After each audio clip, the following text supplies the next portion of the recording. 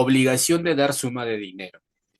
¿Cómo se va a llevar a cabo este tipo de procesos judiciales? En estos procesos, si existe un título ejecutivo, podría ser una resolución judicial firme, un acta de conciliación, una letra, un pagaré u otros títulos, valores, tal vez una transacción extrajudicial, entre otros. Este es el proceso indicado para que se efectúe el cobro de dicha creencia. ¿Cómo se va a iniciar este proceso? El acreedor va a pasar a ser un demandante. Para ello va a presentar la demanda según lo regulado en el artículo 690, inciso A del Código Procesal Civil. Esto quiere decir que va a tener que cumplir con todos los requisitos de la demanda, adicionalmente adjuntando el título ejecutivo. De aquí es responsabilidad del demandante, del acreedor que pueda cumplir con los requisitos necesarios para que se admita trámite la demanda. Y en caso la demanda sea admitida, se emitirá el mandato ejecutivo. Es importante mencionar que de acuerdo a la cuantía podría presentarse esta demanda ante un juzgado de paz letrado cuando la misma no supere las 100 unidades de referencia procesal. Y en caso el petitorio supere las 100 unidades de referencia procesal, corresponderá al juzgado especializado en lo civil. En las jurisdicciones que existen los juzgados comerciales, correspondería a los juzgados comerciales. Entonces, aquí vemos que el juez tiene que hacer una calificación de la demanda. El juez ve que se ha cumplido con los requisitos contemplados en el artículo 424 y 425 del Código Procesal Civil. Además, se ha cumplido con el artículo 690, inciso A, donde se ha juntado el título ejecutivo y verifica que es competente, si todo está correcto, emitirá el mandato ejecutivo y el mandato ejecutivo, ¿qué va a contener? El juez va a exigir que la obligación puesta a cobro por el demandante sea honrada por el demandado. Sin embargo, el demandado, al recibir esta notificación, no estará desprotegido, pues tendrá 5 días hábiles para presentar una contradicción. Esta contradicción está regulada en el artículo 690, inciso D del Código Procesal Civil. También se pueden utilizar otros medios de defensa como las excepciones o las defensas previas como estrategia de defensa del demandado. Recibirá contradicción el juez si ve que cumple con los requisitos de forma. En este caso le correrá traslado al demandante para que pueda hacer absolución de la misma en un plazo no mayor a 3 días hábiles. Y con la absolución de la contradicción o sin contradicción, el juez emitirá el auto correspondiente. Este auto final es el equivalente a los demás procesos civiles. En los procesos civiles contamos con ciertas herramientas como son las medidas cautelares. Eh, Estas medidas cautelares están contempladas en el artículo 608 del Código Procesal Civil. Estas medidas cautelares lo que buscan es cautelar, como su propio nombre lo señala, cautelar los efectos de la sentencia o evitar alguno de los derechos de las partes, como es en el caso de las medidas cautelares de no innovar. Pero ¿qué ocurre si una vez terminado el proceso, el deudor no tiene ningún bien contra el cual puedan ejecutar esta deuda? Pues obviamente no les va a ayudar de mucho tener un auto final. Por eso la existencia de las medidas cautelares que pueden darse incluso antes de la notificación de esta demanda. Para salvaguardar los derechos que recaigan en la sentencia, se utilizan las medidas cautelares. Y la medida cautelar se tramita en un cuaderno aparte. Entonces, la medida cautelar es indispensable de presentarse antes, solamente, ¿no? Se tiene que adjuntar el escrito de medida cautelar. Es una solicitud en el cual se basa justamente en la necesidad que pueden cautelar algún bien o algún derecho del obligado. El demandante no se encuentra completamente desprotegido, pues una vez que tome conocimiento de la medida cautelar dictada, tendrá 5 días hábiles para presentar una oposición.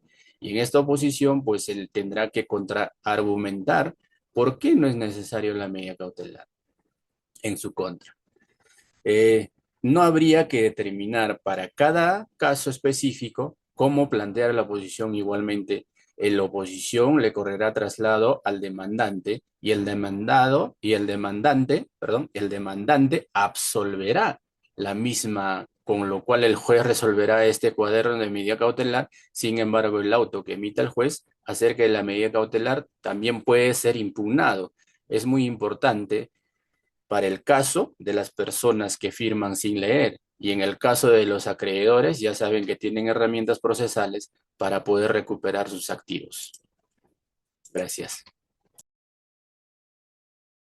Continuando con la exposición, como caso 2 hemos elegido el tema sobre el proceso del divorcio. El divorcio es un proceso legal que disuelve el vínculo matrimonial entre dos personas, poniendo fin a sus derechos y obligaciones como cónyuges. La causal de divorcio, remedio, se funda en la ruptura real de la vida matrimonial. No requiere de tipificación de conductas culpables, sino la constatación del fracaso del matrimonio por el hecho objetivo de la separación física por el tiempo fijado en la ley, por lo que la sentencia constituye un remedio para el conflicto. En el presente caso hemos elegido el expediente 1772-2014 que trata sobre divorcio por causal. En este caso, ambas personas contrajeron un matrimonio el 17 de agosto de 1996 en la Municipalidad Distrital de Los Olivos, en la ciudad de Lima. Producto de esa relación procrearon a una niña. Por las constantes desavenencias en su vida debido a la incompatibilidad de caracteres, deciden de mutuo acuerdo separarse, renunciando de esta forma a los deberes de convivencia y de vida común. Para ello firmaron un acta de conciliación, en donde se determinó el régimen de visitas, pensión alimenticia, entre otros concernientes a los deberes que tenían como padres. En dicho documento hacen constar que residen en domicilios distintos, acreditando así el fin de convivencia. Que, al año de encontrarse separados, la cónyuge viaja al continente asiático, Japón, con su menor hija, tal como se acredita en el reporte de movimiento migratorio. Asimismo, el cónyuge tampoco reside en el Perú, tal como se evidencia en el mismo reporte, siendo su residencia en el continente europeo, Italia. El cónyuge, con fecha agosto del 2014, inicia el proceso de demanda de divorcio al amparo del artículo 333, numeral 12 del Código Civil, el cual señala como causal de divorcio la separación de hecho durante un periodo de 4 años si los cónyuges tuviesen hijos menores de edad, tal como sucede en el presente caso, en donde se puede observar que ambos cónyuges residen en distintos países hace más de 15 años y han dejado de hacer vida en común y tienen un nuevo hogar cada uno fuera del Perú, por lo que solicita la disolución del vínculo matrimonial. En consecuencia se declare por fenecida las sociedades gananciales. Con fecha 24 de octubre del 2019, la Segunda Sala Civil Permanente de la Corte Superior de Lima Norte declara fundada la demanda por la pretensión de separación de hecho interpuesta por el cónyuge y declara disuelto el vínculo matrimonial que los unía con motivo del matrimonio celebrado el 17 de agosto del año 96, quedando jurídicamente divorciados. Disuelta la sociedad de gananciales, pierden los excónyuges el derecho a heredar entre sí, cesa la obligación alimentaria entre los excónyuges. Sobre el análisis legal. Los problemas legales en el Perú, por divorcio de causal de separación de hecho, puede presentar varios problemas legales. Aquí detallamos algunos. Prueba de la separación de hecho. Uno de los principales retos es demostrar que la separación de hecho ha sido continua y que ha durado al menos 2 años o 4. Fecha de inicio de separación. Determinar la fecha exacta en que comenzó la separación de hecho puede ser complicado. Acuerdo sobre los términos de divorcio. Llegar a un acuerdo sobre los términos de divorcio es complicado y difícil, especialmente si existe desacuerdo sobre la división de bienes y otros. Sobre la custodia y manutención de hijos. Las disputas sobre la custodia y la manutención de los hijos son comunes. En este caso, el juez debe determinar el régimen de custodia y visitas más adecuado. Sobre la división de bienes, la separación de bienes y la determinación de cuáles son los bienes conyugales y cuáles son bienes propios puede ser un proceso complejo. Sobre las deudas compartidas, la asignación de responsabilidad por deudas contraídas durante el matrimonio puede ser un tema controvertido, especialmente si una de las partes ha incurrido en deudas sin el conocimiento o consentimiento del otro cónyuge. Sobre la residencia conyugal, decidir quién se queda con la residencia conyugal puede ser un tema complicado, especialmente si ambos cónyuges desean mantener la vivencia o si es el hogar principal de los hijos. Implicancias fiscales. El divorcio puede tener implicaciones fiscales significativas como la presentación de los impuestos y las consecuencias fiscales de la división de bienes y manutención. Cumplimiento de acuerdos. Una vez que se llega a un acuerdo, garantizar que ambas partes cumplan con los términos puede ser un desafío. Es posible que se necesite intervención legal adicional para hacer cumplir los acuerdos de manutención o custodia. Problemas emocionales y psicológicos. También tenemos los procedimientos judiciales. Continuando sobre las posibles soluciones ante los problemas legales que pueden surgir en un proceso de divorcio por causal de separación de hecho, existen varias posibles soluciones que pueden ayudar a resolver o mitigar estos problemas.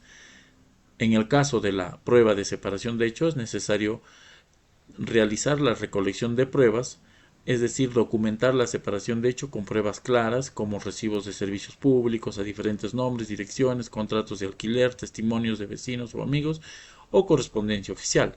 Uso de testigos, utilizar testimonios de testigos que puedan certificar la separación. Sobre la fecha de inicio de la separación, acuerdo mutuo. Si es posible llegar a un acuerdo mutuo sobre la fecha de inicio de la separación y documentarlo. Mediación. Utilizar la mediación para resolver disputas sobre la fecha de inicio de la separación. Acuerdos sobre términos de divorcio. Mediación y negociación y asesoramiento legal que son muy necesarios para poder superar este problema legal. Custodia y manutención de hijos. Para ello tiene que realizarse una mediación familiar para llegar a un acuerdo sobre la custodia y la manutención de los hijos. Sobre el plan de parentalidad, crear un plan de parentalidad que detalle los arreglos de custodia y visitas, así como las responsabilidades de manutención. En algunos casos también son determinados por los jueces, ¿no? Ya que también a veces no se cumple con los acuerdos de una conciliación previa. Sobre la división de bienes, una posible solución es realizar inventarios y la valoración de estas y luego negociar, ¿no? En el caso de que si los bienes tengan que ser vendidos, para ello es necesario contar con la ayuda de abogados y mediadores. Sobre las deudas compartidas, se tiene que realizar un acuerdo de deudas y un plan de pago, que esto deberían de ser cumplidas, ¿no? Sobre la residencia conyugal, de existir esta, es necesario tener una negociación o también a tener acuerdos, ya sea de uso temporal. Sobre las implicancias fiscales, es muy necesario tener el apoyo de una asesoría fiscal para consultar o hacer el entendimiento de las implicancias fiscales y el no cumplimiento de estas. Sobre la división equitativa, considerar las implicaciones fiscales al dividir bienes y deudas para minimizar el impacto fiscal. Sobre el cumplimiento de acuerdos, es incluir cláusulas de cumplimiento de los acuerdos de divorcios que especifiquen las consecuencias del incumplimiento para que éstas puedan ser cumplidas de manera responsable y tener conocimiento de las consecuencias de no hacerlas. También hablemos sobre los problemas emocionales y psicológicos. Es necesario para ello tener apoyo psicológico y tener terapias familiares, ¿no? Post separación o divorcio. Y mayormente esto se puede ver como consecuencia en los hijos, ¿no? Que de alguna forma estaban acostumbrados a vivir entre padres en el mismo hogar, pero para ello es muy necesario pues estas terapias familiares. Sobre los procedimientos judiciales es necesario tener un asesoramiento legal, ¿no? Y de ser el caso tener resolución alternativa de conflictos. Ahora, otro punto importante es las implicancias éticas. En el proceso de divorcio por causal de separación de hecho, como en cualquier otra jurisdicción, está cargado de implicancias éticas que afectan a todas las partes involucradas, incluyendo a los cónyuges, hijos, profesionales legales. Por ejemplo, en ello mencionamos que la honestidad y veracidad, ¿no? Que debe existir por ambas partes en la presentación de pruebas, ¿ya? Y en las declaraciones que se dan en el juicio, de ser el caso. También el tema está sobre el bienestar de los hijos. Aquí debe primar el interés superior del niño, sobre todas las cosas, y no existir la manipulación emocional. Sobre la confidencialidad, la información que se maneja en este proceso, ya sea por parte del asesor legal o por parte de los intervinientes, debe ser manejado de manera ética, ¿no? Con confidencialidad, tanto del cónyuge o de la cónyuge. La imparcialidad de justicia, división equitativa de bienes, tratamiento justo. Responsabilidad financiera, con el cumplimiento de obligaciones y la transparencia financiera. El respeto mutuo, que es necesario llevar una conducta civilizada, ¿no? De existir a posterior del divorcio necesidades o temas a tratar, por ejemplo, en el tema de los hijos, esta resolución debe ser de manera pacífica en favor de ellos. Sobre los retos de los profesionales legales, ética y profesional, es necesario que los abogados y otros profesionales legales deban adherirse a los códigos de ética profesional, proporcionando asesoramiento imparcial y no incentivando conductas antiéticas, ¿ya? Conflictos de interés y evitar conflictos de interés y asegurar que, no, que representen los intereses de sus clientes de manera justa y ética. De igual forma, es necesario considerar las consideraciones morales y sociales, el manejo de emociones y el impacto familiar, sobre todo en familias extensas, ¿no? Es decir, las relaciones familiares, ser consciente del impacto del divorcio en la familia extensa y tratar de mantener relaciones positivas, especialmente si hay niños involucrados que tienen lazos con ambos lados de la familia, incluyendo sus familiares, ¿no? Gracias. Continuando con el desarrollo del producto académico, para el presente caso nos ha tocado ver en cuanto a lo que es materia de alimentos. Y es el expediente 0055-2017 en el cual debemos darle un enfoque de análisis legal, ético y algunas alternativas de soluciones. Bien, debemos entender primero que nada que el alimento, es decir, los alimentos en materia legal, es satisfacer las necesidades de las personas, del ser humano, en un aspecto material, es decir, en comida, alimentación, así como espiritual, aquellas personas, o en donde el ser humano busca eh, esparcimiento, educación, recreación, entre otros que son cosas imprescindibles para la formación de la moral, la ética e intelectual del ser humano. Siendo así, en el caso vemos un análisis del expediente 0055-2017. De la evaluación de este expediente, en cuanto a lo que es materia de alimentos, está basado en la normativa del Código Civil, comprendidos desde el artículo 472 a la 487, así como la ley 28439, ley que simplifica las reglas para el proceso de alimentos en cuanto al Código del Niño y Adolescente. De este modo nos preguntamos si es procedente que el Juzgado de Paz Letrado lleve los casos de demanda de alimentos. Pues para ello nos vamos a la ley 28439 en su artículo 3 y modificado por el artículo 98 del Código de los Niños y Adolescentes, en el cual se determina que el juez de paz letrado es competente para conocer la demanda en los procesos de fijación, reducción, extinción o prorrateo de alimentos. Con ello se concluye de que efectivamente los jueces de paz letrado pueden llevar los casos, esto en la segunda instancia ante lo que es el juez de familia. Con esta modificatoria lo que hace es que la ley antes mencionada es dar celeridad a los procesos de alimentos, ya que antes solo serán competencia de los juzgados civiles. en el proceso de alimento contemplado en el Código de Niños y Adolescentes, en la Ley 27337 de Familia mediante el proceso único, en el cual están comprendidos en el artículo 164 y la 182 de la 27337, lo caracteriza este proceso por su celeridad en el trámite.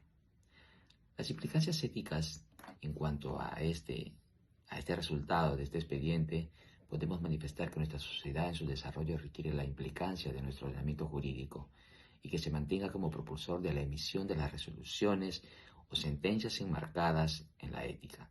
Con ello aseguramos plenitud en la imparcialidad de las decisiones probas de nuestros juzgadores y administradores de justicia.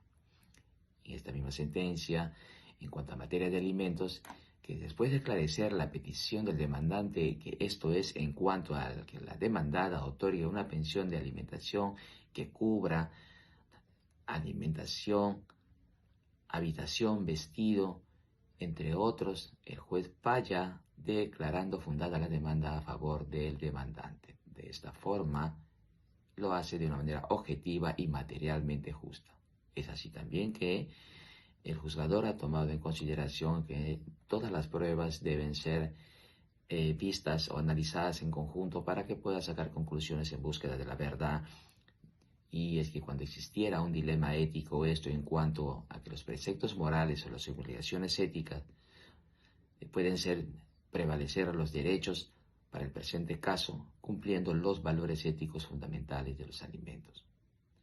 Así tenemos dentro de ello la imparcialidad, la equidad, la honestidad y la igualdad.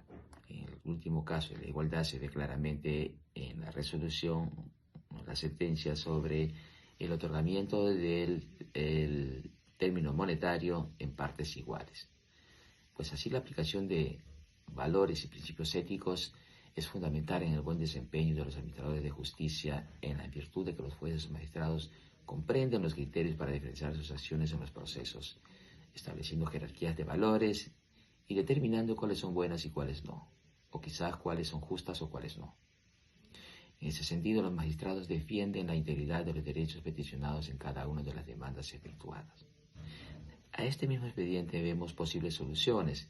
En el caso presentado de la demanda de petición de alimenticia a favor de los menores hijos y del demandante, se destaca la importancia de priorizar el interés superior del niño, un principio fundamental consagrado en la Convención sobre los Derechos del Niño y en la legislación nacional. En ese contexto, es crucial considerar las posibles alternativas de solución priorizando el interés superior del niño, la negociación entre las partes, la mediación familiar, la modificación a la pensión alimenticia y el cumplimiento de la sentencia son vías que pueden contribuir a asegurar el bienestar de los menores y a garantizar sus necesidades básicas que sean cubiertas de manera adecuada para tener calidad de vida en nuestra sociedad. En esta última instancia es escenario donde la protección de los derechos de los menores es primordial. Es imperativo que las decisiones judiciales y las acciones emprendidas por las partes involucradas se centren en el interés superior del niño. Gracias.